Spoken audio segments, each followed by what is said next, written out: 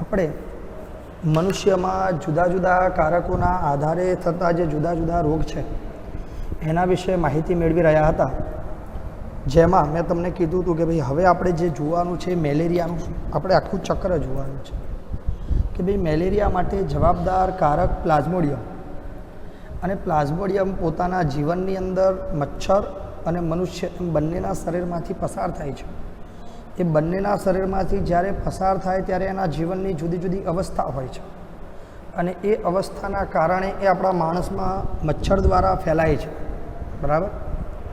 તો એ આખું ચક્ર સમજવું, યાદ રાખી લેજો. થિયરી જો સમજ્યા તો સૌથી સહેલી છે, ન સમજ્યા તો અઘરી જવા દો, તૈયાર જ નહીં થાય. અઘરીની વાત જ નથી કરતો. જો સમજી ગયા તો સરળતાથી તૈયાર કરી શકશો, 2 જ વખત વાંચશો, આવડી જશે. જો સમજવામાં ક્યાંય ધ્યાન ચૂક થયું, બરાબર, તો એવી પરિસ્થિતિની અંદર થિયરી 50 વખત વાંચશો તો પણ નહીં આવડવાની ગેરંટી. ખ્યાલ આવી ગયો? હા, તો મહેરબાની કરીને જેને પણ ઊંઘ આવતી હોય એવા વિદ્યાર્થીઓએ મોં ધોઈને પછી લેક્ચરમાં બેસવું. આવું મેં ક્યારેય નથી કીધું, આજે કહું છું.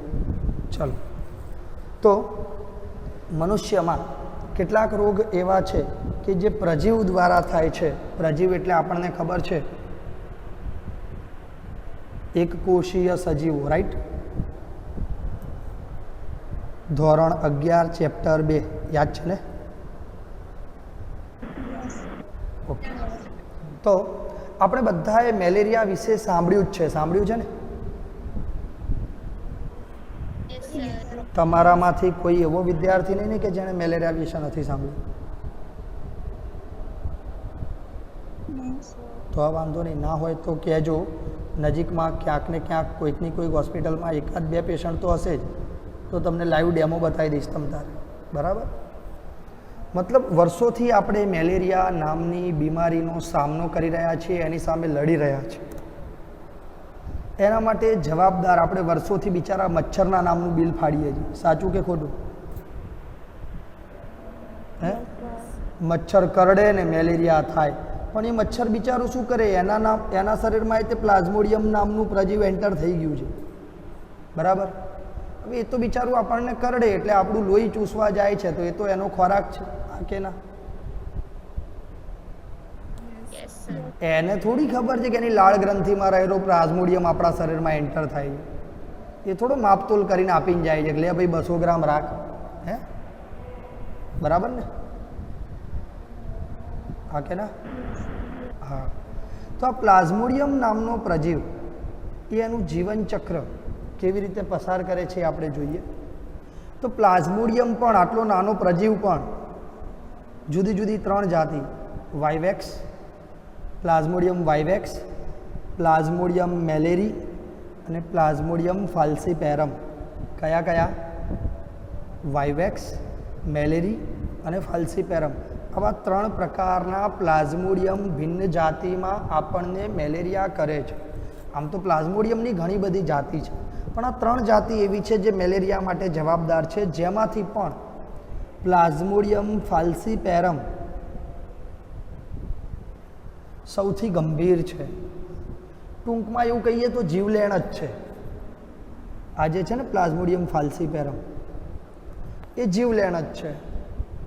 અને સૌથી વધારે જે મેલેરિયા માટે નોર્મલી લોકોના શરીરમાં કે ભાઈ મેલેરિયા થયો અને તમારું જો બ્લડ ટેસ્ટ કે યુરિન ટેસ્ટ કરવામાં આવે તો સૌથી વધારે પ્રમાણમાં જે જોવા મળે છે એ છે પ્લાઝ્મોડિયમ વાઇવેક્સ. યાદ રાખજો, સૌથી વધુ જોવા મળતો કયો છે? વાઇવેક્સ.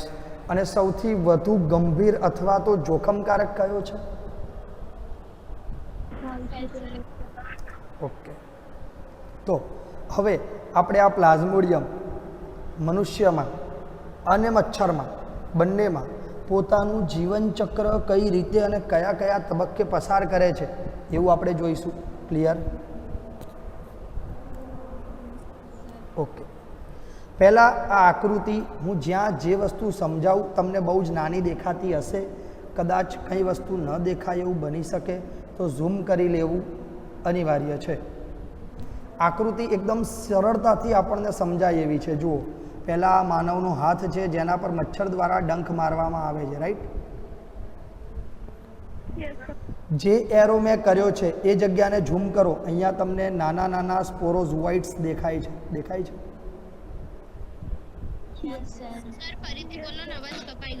કંઈ વાંધો નહીં બેટા, ફરીથી બોલું. ચલો એક જ મિનિટ, ફરીથી લાઈન પણ કરી દઉં એટલે તમને એમાં પણ ડાઉટ ના રહે દીકરાઓ.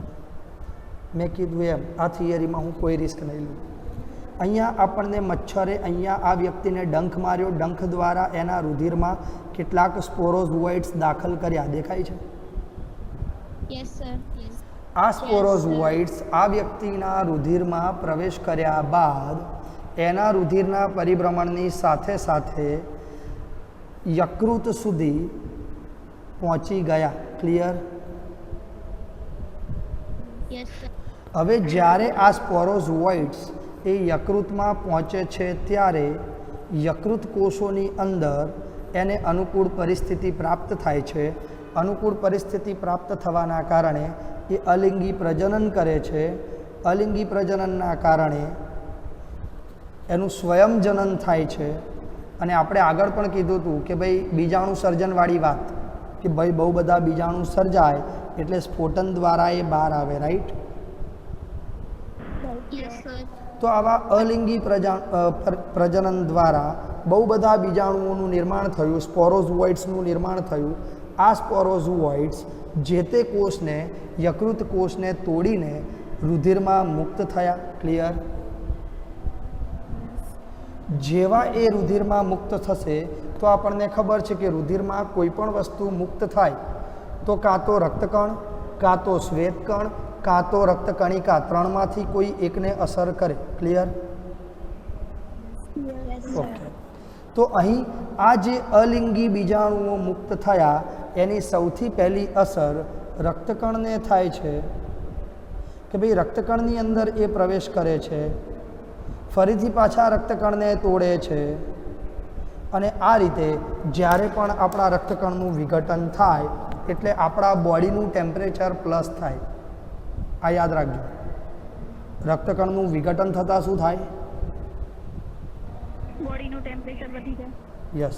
અને બોડી ટેમ્પરેચર વધે એ પ્રક્રિયાને આપણે શું કહીએ છીએ? તાવ આવવું. તાવ આવવાની સાથે સાથે મેલેરિયાના અન્ય લક્ષણો, કે ભાઈ 2-4 દિવસે તાવ આવે છે, ઉતરી જાય છે, આવે છે, ઉતરી જાય છે, રાઈટ? એ સિવાય શરીરમાં અશક્તિ આવવી, ખાવું ન ભાવવું, વોમિટિંગ થવું, આવા બધા લક્ષણો પછીથી આપણા શરીરની પ્રતિકારકતા વધારે કે ઓછી હોય એ પ્રમાણે તાવ પછી બીજા બધા લક્ષણો જોવા મળે છે. ક્લિયર? હવે અહીંયા આગળ જે પરોપજીવી મુક્ત થયા એ પરોપજીવી આપણા રક્તકણની અંદર એમના જન્યુ કોષોનો વિકાસ કરે છે, જેમાં કેટલાકમાં માદાજન્યુ અને કેટલાકમાં નરજન્યુ હોય છે. ક્લિયર? ઓકે. હવે આપણા શરીરમાં, આપણા રુધિરની અંદર, રક્તકણની અંદર આ પરોપજીવી એટલે કે પ્રજીવ, એટલે કે કયું પ્રજીવ? પ્લાઝ્મોડિયમ. કયું પ્રજીવ? પ્લાઝ્મોડિયમ. આ પ્લાઝ્મોડિયમ આપણા શરીરમાં નર અને માદા જન્યુ તરીકે વિકાસ પામ્યું છે. તેને બંને જન્યુઓને ફરીથી જ્યારે મચ્છર ડંખ મારે છે ત્યારે, હવે આ મચ્છર એવું નહીં કે આ જ હોય, હો, આની પાસે તો સ્પોરોઝોઇટ્સ હતા. આ મચ્છર એવું પણ હોઈ શકે કે જે બિચારું નિર્દોષ હોય, એની પાસે સ્પોરોઝોઇટ્સ હોય જ નહીં. ખ્યાલ આવ્યો? એના રુધિરની અંદર આ નરજન્યુ અને માદાજન્યુ બંને આપણા રુધિર દ્વારા પ્રવેશ પામ્યા. ક્લિયર? હવે એના શરીરની અંદર આપણે જોવા જઈએ તો જ્યારે મચ્છરના આંતરડામાં આ નર અને માદાજન્યુ પહોંચે છે તો એનું ફલન થાય છે. ફલન થાય છે એટલે શું બને છે? તો કે ભાઈ સ્પોરોઝોઇટ્સ બને છે. શું બને છે?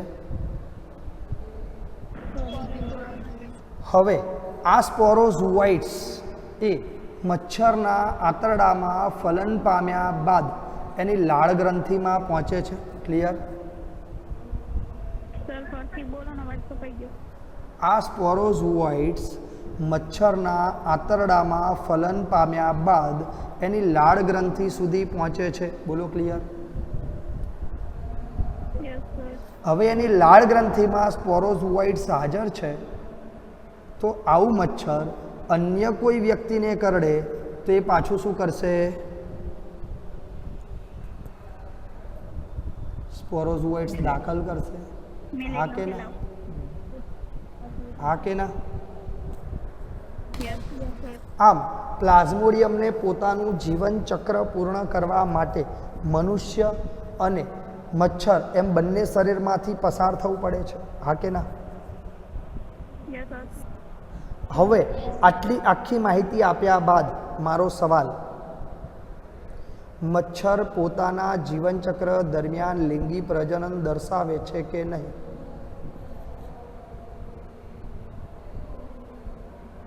સોરી, પ્લાઝ્મોડિયમ પોતાના જીવનચક્ર દરમિયાન લિંગી પ્રજનન દર્શાવે છે કે નહીં?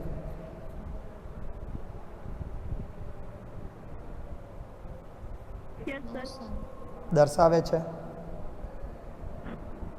તો હવે સવાલ એ છે કે પ્લાઝ્મોડિયમમાં લિંગી પ્રજનન મનુષ્યના શરીરમાં થાય છે કે મચ્છરના શરીરમાં થાય છે?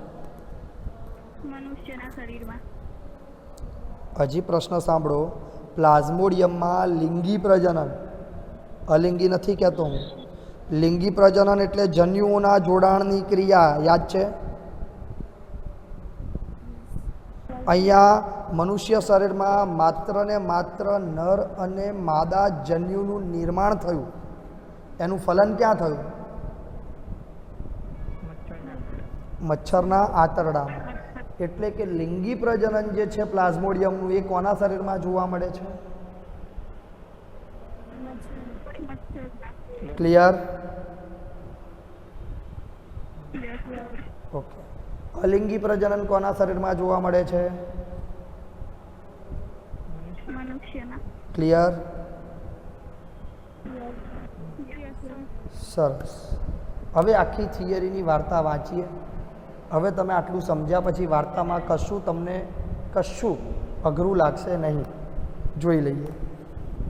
સંક્રમિત એનોફિલિસ મચ્છરની માદા, એ તો બધાને ખબર છે ને કે ભાઈ મેલેરિયાનું વાહક કોણ? એનોફિલિસ મચ્છરની માદા. મેલેરિયાનું વાહક કોણ? એનોફિલિસ મચ્છરની માદા. એ તો બધાને ખબર છે ને? હા. તો સંક્રમિત એનોફિલિસ મચ્છરની માદા જ્યારે કોઈ પણ મનુષ્યને કરડે ત્યારે પ્લાઝ્મોડિયમ સ્પોરોઝોઇટ સ્વરૂપે એટલે કે બીજાણુ સ્વરૂપે મનુષ્યના શરીરમાં એન્ટર થાય છે. ક્લિયર? Yes sir. ઓકે. શરૂઆતમાં આ પરોપજીવી રુધિર મારફતે ક્યાં પહોંચે છે? યકૃતમાં. અને યકૃતમાંથી ક્યાં પહોંચે છે? રક્તકણમાં. હા કે ના? ઓકે. તો શરૂઆતમાં યકૃતમાં અને ત્યાંથી રક્તકણ પર આક્રમણ કરે છે અને પહેલાં યકૃત કોષો અને પછી રક્તકણ ફાટે છે. રાઈટ? આવું તો આપણે જોયું ને. રક્તકણના ફાટવાથી એક વિષ પદાર્થ, ઝેરી પદાર્થ ઉત્પન્ન થાય છે જે હિમોઝોઇન છે. કયો છે?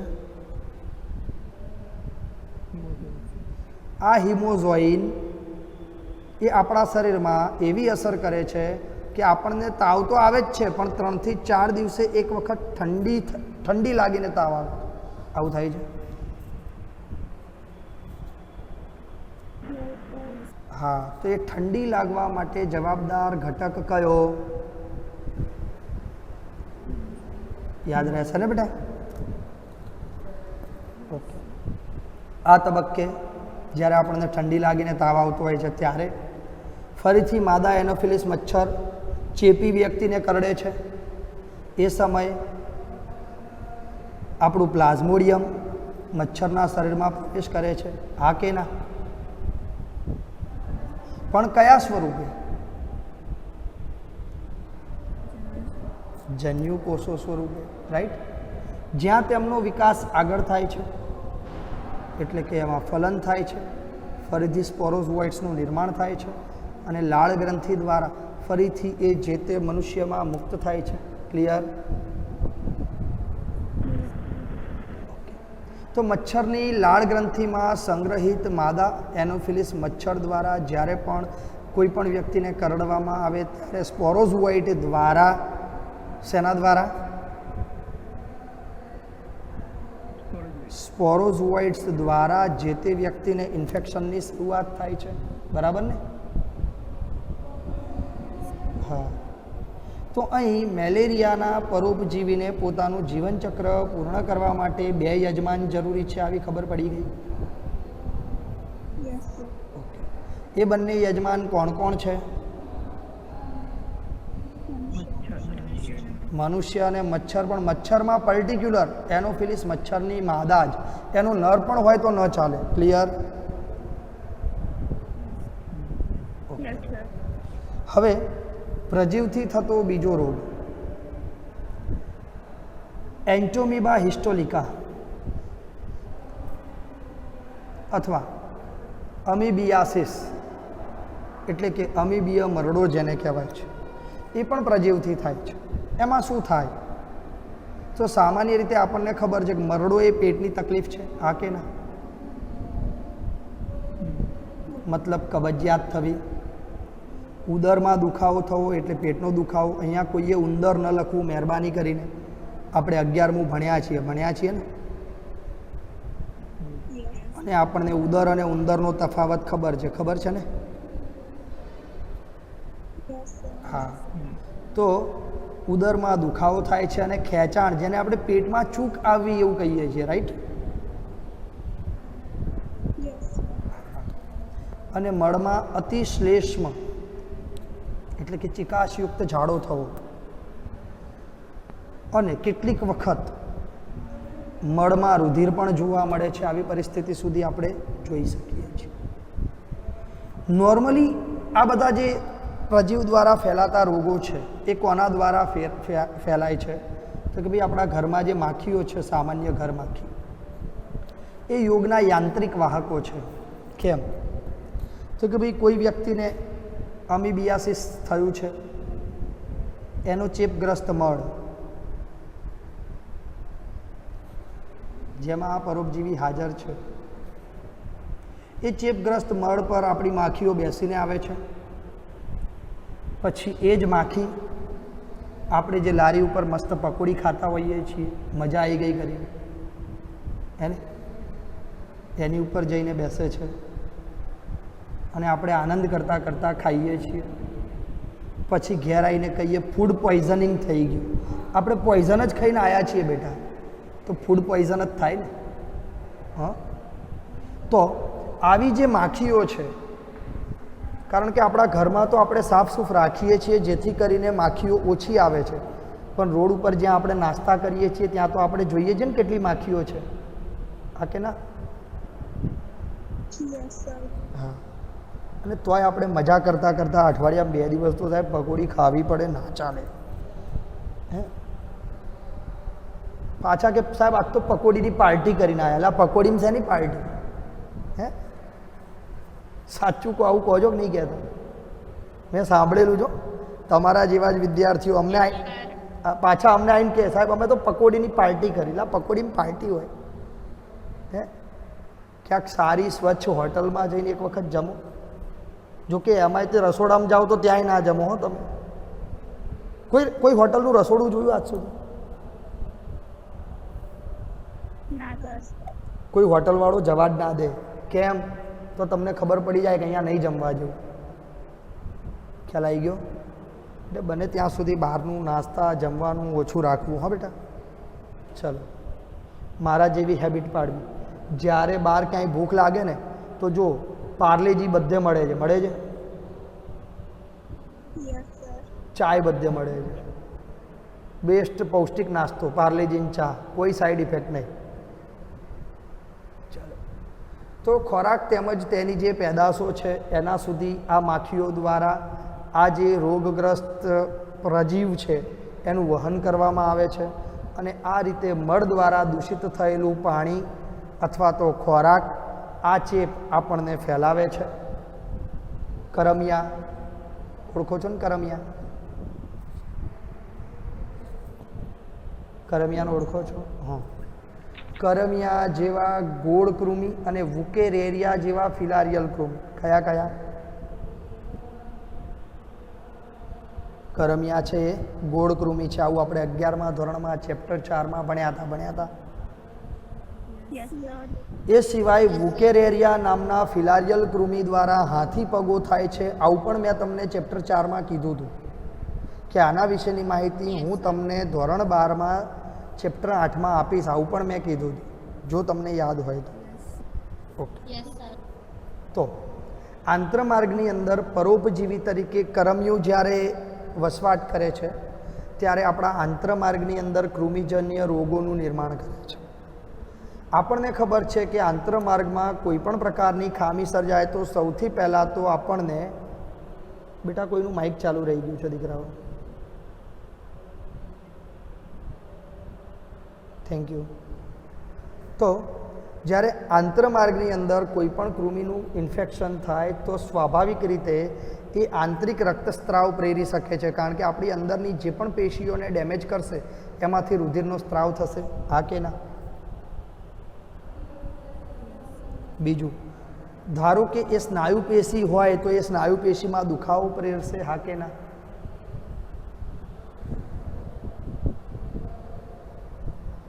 ત્રીજું, કે જ્યારે પણ આપણા રક્તકણો તૂટે છે ત્યારે આપણા શરીરનું તાપમાન,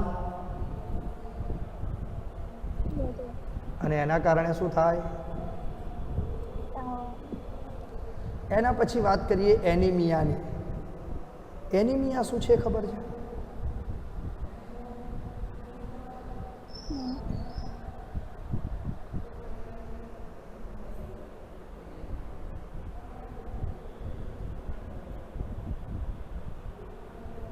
એનિમિયા છે એ રુધિરની એક પ્રકારની બીમારી છે.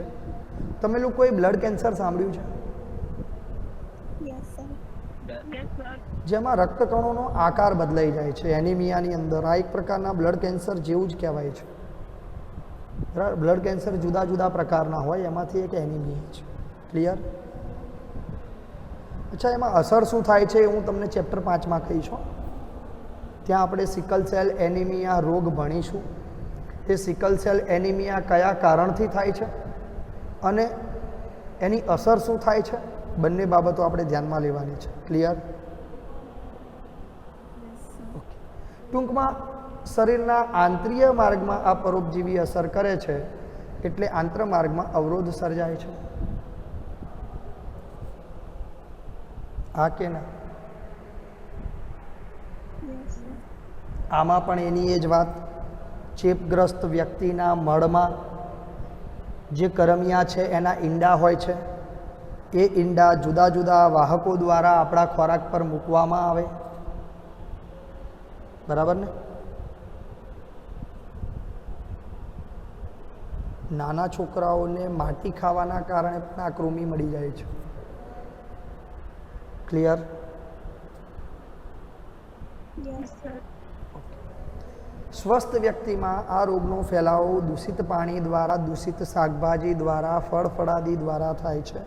અને એટલે જ આપણને વારંવાર કહેવામાં આવે છે કે કોઈ પણ શાકભાજી કે ફળ ધોઈને પછી જ ખાવા. ખબર છે ને? હવે વાત કરીએ આપણે ફિલારિયલ કૃમિ એટલે કે આપણા હાથી પગા માટે જવાબદાર વુકેરેરિયા. વુકેરેરિયામાં બે પ્રકારના કૃમિ છે. એક છે બેન્ક્રોફી અને એક છે મેલાય. વુકેરેરિયા બેન્ક્રોફી અને વુકેરેરિયા મલાય બંને કૃમિ હાથી પગા માટે જવાબદાર છે. આ બંનેની અસર કોને થાય છે? તો કે ભાઈ આ બંને કૃમિ આપણા પશ્વ ઉપાંગ એટલે પગ, એની લસિકા વાહિનીમાં ધીમે ધીમે પણ દીર્ઘકાલીન, મતલબ અસર ધીમે ધીમે થાય પણ જે પણ અસર થાય છે કેવી થાય છે? લાંબા ગાળાની. કે એ વ્યક્તિને એ અસર લાંબા ગાળે પણ શરીરમાં હાજર રહે છે. ક્લિયર? ઓકે. Yes, sir. અને એ વર્ષો સુધી યજમાનના શરીરમાં હાજર રહે છે, જેથી કરીને એ લસિકા વાહિની ફૂલે છે, એટલે એ માણસનો પગ પણ ફૂલે છે, રાઈટ?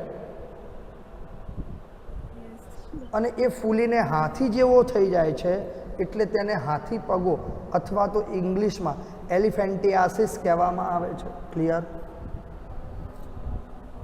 Yes, sir.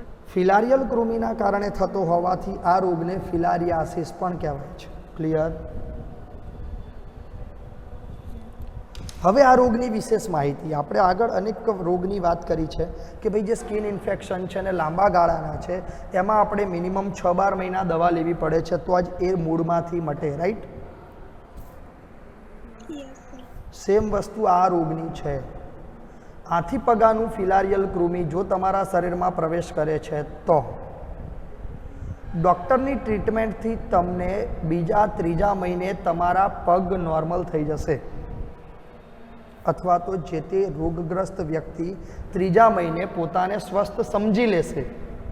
પણ યાદ રાખજો, આ જે ફિલારિયલ કૃમિ છે એ ફિલારિયલ કૃમિના જે પણ ડિંભ કહેવાય, ડિંભ ખબર છે ને?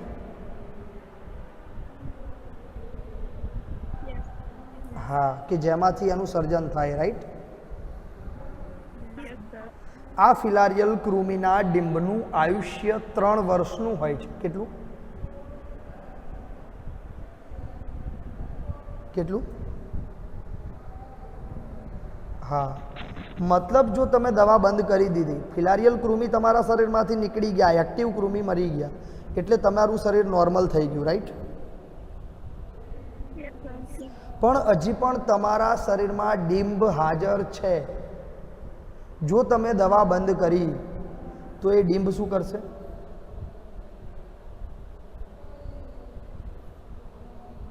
ફરીથી વિકાસ પામશે. કારણ દવા બંધ કરો એટલે એને પોતાના વિકાસ માટેની અનુકૂળ પરિસ્થિતિ મળી ગઈ. ક્લિયર? Yes, sir. હા.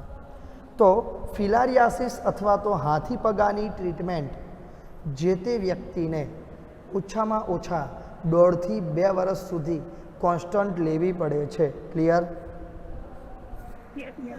ધારો કે આપણી આજુબાજુમાં કોઈ વ્યક્તિને કે આપણા પરિવારમાં કોઈ વ્યક્તિને આ રોગ થાય છે અને એ વ્યક્તિ જો 2-4-6 મહિને મટી ગયા પછી દવા લેવામાં આળસ કરે છે તો આ વાતની જાણ કરવાની નૈતિક જવાબદારી તમારી છે.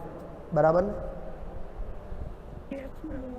સેમ વસ્તુ સ્કિન ઇન્ફેક્શન માટે કે ભાઈ સ્કિન ઇન્ફેક્શન થયું હોય ને 15-20 દિવસમાં કે મહિનામાં આપણને નોર્મલ થઈ જાય પછી આપણે એની દવા બંધ કરીએ છીએ, કરવી નહીં. મિનિમમ 6 મહિના સુધી કોર્સ કરવો. ક્લિયર? Yes, sir. હા. આ બધી જ જવાબદારી આપણી પોતાની છે જેથી આપણે આપણું હેલ્ધી જીવન જીવી શકીએ બેટા. બાકી આપણી આસપાસ રોગકારકો ઘણા બધા છે પણ આ બધી વસ્તુની તકેદારી રાખીને આપણે એ બધાથી બચી શકીએ છીએ. ક્લિયર? Yes, sir. આ ફિલારિયલ કૃમિના વાહક પણ હમણાં આપણે જેમ એનિફિલિસ મચ્છર જોયું ને, Yes, sir. હા, એમ આમાં પણ વાહક મચ્છર જ છે ને એ પણ માદા જ છે, પણ એનિફિલિસ નહીં, યાદ રાખજો. હો? આની જાતિ બીજી છે પણ એ જાતિ તમારે મને 3 દિવસ સુધીમાં ગોતીને કહેવાની છે. કહી શકશો? નહીં કહો તો છેલ્લે હું કહીશ જ, 3 દિવસ પછી તમારે મને પૂછી લેવાનું. પણ તમારે બધાએ જે પણ તમે સર્ચ કરો છો કે જે પણ ક્યાંક વાંચવામાં આવે છે કે ભાઈ હાથી પગા માટે જવાબદાર માદા મચ્છરની જાતિ કઈ, બરાબર, એ તમારે મને પર્સનલી વોટ્સઅપ કરવાનો છે, જાહેરમાં કહેવાનું નથી. 3 દિવસ પછી હું કહીશ કે કોણે કોણે સાચો જવાબ આપ્યો અથવા કોણે આના માટે મહેનત કરી. મહેનત કરો એવી આશા રાખું દરેક પાસે. બરાબર? Yes, sir. ઓકે. હવે ફૂગથી થતા રોગો એ આપણે આવતીકાલે આનાથી આગળ જોઈશું. બરાબર? ચલો એક કામ કરીએ, અત્યારે ફૂગથી થતા રોગોની એક જ સ્લાઇડ છે, જોઈ જ લઈએ, કારણ કે પછી કાલથી મારે પેલું પ્રતિકારકતા શરૂ કરવા થાય. ચલો કે ભાઈ માઇક્રોસ્પોરમ, ટ્રાઇકોફાઇટોન અને એપિડર્મોફાઇટોન આ 3 જુદા જુદા પ્રકારની ફૂગ છે જે આપણામાં સ્કિન ઇન્ફેક્શન, જેને આપણે દાદર કહીએ છીએ ને Yes, sir. ઇંગ્લિશમાં રિંગવોર્મ્સ. અને આનો ચેપ તો લગભગ દરેક વ્યક્તિને જીવનમાં એકાદ વખત તો થાય જ. કેમ થાય ખબર છે? ખબર છે કેમ થાય? No, sir. સમજો. દરેક વ્યક્તિ ચોમાસામાં ભેજવાળા વાતાવરણના સંપર્કમાં આવવાનું. ઘણી વખત આપણે એવું થતું હોય કે રૂટીન લાઈફના કારણે આપણે 2-3 વખત પલળેલા કપડાની અંદર ચાલુ વરસાદે 4-5-6 કલાક રોકાઈ ગયા, રાઈટ? અને જ્યારે ચાલુ વરસાદે પલળેલા કપડાએ એટલે કે ભેજવાળી પરિસ્થિતિમાં આપણે લાંબો સમય રહીએ છીએ ત્યારે આવા પ્રકારની ફૂગ આપણી સ્કિન પર સારા એવા જથ્થામાં જમા થઈ જાય છે. સાથે સાથે ઝડપથી વિકાસ પણ પામી લે છે. પછી આપણે ઘેર જઈને જો નાવામાં આળસ કરીએ અને સીધા કપડાં બદલી લઈએ શરીર લૂછીને, આવું કરીએ છીએ? આવું કરીએ છીએ? તમે લોકોએ અનેક વખત એવું કર્યું હશે કે વરસાદમાં નાહ્યા પછી તરત જ ઘેર પહોંચ્યા એટલે રૂમાલથી શરીર લૂછીને કપડાં બદલી લીધા, રાઈટ? યાદ રાખો, વરસાદમાં નાવ સારી વાત છે. વરસાદના પાણીમાં એવા ઘણા ગુણ છે કે જે આપણા શરીરનો જે પણ આંતરિક ગરમી છે એને શોષી લે છે. તો વરસાદમાં નાવું સારી વાત છે. પણ વરસાદમાં નાવ છો ત્યારે વાતાવરણમાં રહેલી આવી અનેક ફૂગ આપણા શરીર પર આવે છે. એટલે જ્યારે પણ વરસાદથી નાવ તો વરસાદથી નાહ્યા પછી સાબુ દઈને નોર્મલ પાણીથી શરીર ધોવું, આ પહેલી જવાબદારી આપણી જાતે સમજવાની. ક્લિયર? Yes, yes, sir. હા, એવું કરશો તો ક્યારેય સ્કિન ઇન્ફેક્શન નહીં થાય. નહીં કરો તો ગમે ત્યારે થશે. મતલબ કે શરીરના વિવિધ ભાગ, ત્વચામાં, નખમાં, શિરો ત્વચામાં શુષ્ક, સલકી, ઉજરડા. તમે લોકોએ જોયું હોય છે શિયાળામાં પેલી ત્વચા ફાટી જાય છે, રાઈટ? અને એકદમ ડ્રાય સ્ક્રીન હોય, આમ ખાલી આપણે હાથ ફેરવીએ ને તો એ લીટા લીટા થઈ જાય. આવી ડ્રાય સ્ક્રીન હોય છે, ઘણાની જોઈ છે આપણે, જોઈ છે? Yes, sir. તો એને સલકીએ ઉજરડા કહેવાય. શું કહેવાય? શું કહેવાય? હા, તમારા હાથ ફાટવા, પગ ફાટવા, પછી પેલા વાઢિયા પડવા, રાઈટ? Yes, sir. આ બધું આવા પ્રકારની ફૂગનું ઇન્ફેક્શન જ છે, બરાબર? એ દરેક જગ્યાએ શું થાય છે, જો વાઢિયા પડ્યા હોય તો એ તમને ખંજવાળ આવે છે, આવે છે, Yes, sir. બરાબર? સલકીએ ઉજરડા થઈ જાય તો એ તમને દેખાય કે લીટા પડે છે તો એ તમે સીધા ના રહો, ખંજવાળીએ રાખો. માણસમાં ને વાંદરામાં ફરક જ ના રહે, રાઈટ? Yes, sir. હા.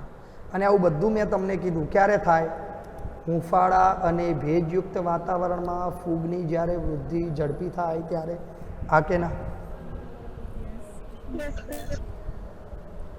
ખાસ જાંઘ પ્રદેશ જેવા આંગળીઓની વચ્ચેના વિસ્તારો કે જ્યાં આપણા ગળીયુક્ત ત્વચાનો વધારે પડતો સ્કોપ હોય ત્યાં આ પ્રમાણેના રોગ વધુ થાય છે. જે પણ વ્યક્તિને આવું ઇન્ફેક્શન છે એના ટુવાલ તમે વાપરો, એના કપડાં તમે પહેરો, એના દ્વારા ઉપયોગમાં લેવાયેલો કાંચકો પણ જો ઇવન તમે લો છો કે ઘરમાં કોઈ એક વ્યક્તિને ખોડો હોય માથામાં, એનો કાંચકો બધા વાપરે એટલે બધાને થાય. આવી ખબર છે? Yes, sir. હા. એટલે જેને પણ સ્કિન ઇન્ફેક્શન હોય એવા વ્યક્તિ માટે ડૉક્ટર એવું કહે છે કે આ વ્યક્તિના કપડાં તે અલગથી ધોવા. વોશિંગ મશીનમાં બધાના કપડાની સાથે એ વ્યક્તિના કપડાં પણ ન નાખવા. એ ખબર છે? હા. કેમ? કારણ કે કપડાં જ્યારે વોશિંગ મશીનમાં સાથે ધોવો છો ત્યારે પેલા વ્યક્તિના કપડામાંથી નીકળેલી ફૂગ દરેક વ્યક્તિના કપડાને ચોંટે છે અને એ પણ આપણને ઇન્ફેક્શન કરી શકે છે. ક્લિયર? Yes, sir. આમ અહીં સુધી આપણે જુદા જુદા રોગ કેવા છે, એની અસરો કેવી છે, દરેક બાબતને આપણે સમજ્યા. હવે આપણે પ્રતિકારકતા વિશે આવતીકાલથી શરૂ કરીશું.